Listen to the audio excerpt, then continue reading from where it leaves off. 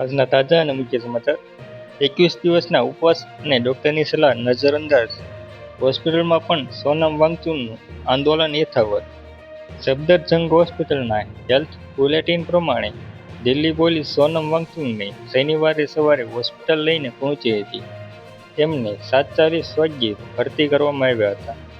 સફદરજંગ હોસ્પિટલમાં દાખલ સોનમ વાંગચુકના સ્વાસ્થ્યની સ્થિતિ અત્યારે તો સ્થિર છે, પણ 20 દિવસના ઉપવાસને લીધે તેમના સ્વાસ્થ્ય પર ગંભીર અસર થઈ છે. હોસ્પિટલમાં દાખલ થયા બાદ તેમણે ઉપવાસ જાળવી રાખ્યા છે.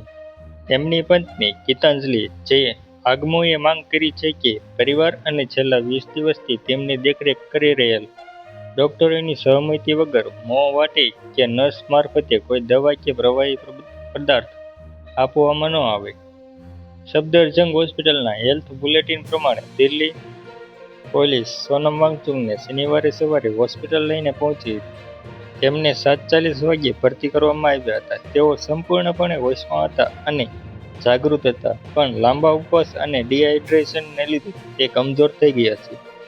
તપાસમાં શરીરમાં પોટેશિયમનું લેવલ ઓછું મળ્યું છે અને બ્લડ સુગર 78 મિલીગ્રામ પ્રતિ ડેસીલીટર મળ્યું છે. તબીબોએ આઈવી ફ્લુઇડ, રિહાઇડ્રેશન, પ્રવાહી અને દવા આપવાની સલાહ આપી છે, પણ તેમણે તેનો ઇનકાર કર્યો છે. હોસ્પિટલ મેનેજમેન્ટ માહિતી આપે છે કે ડોક્ટરો સતત તેમની દેખરેખ કરી રહ્યા છે. બીજી બાજુ વાંગચુકના પ્રાઇવેટ ડોક્ટર નીતિન દીદીએ દાવો કર્યો છે કે શુક્રવારે તેમની તપાસમાં પોટેશિયમ 4.8 હતું.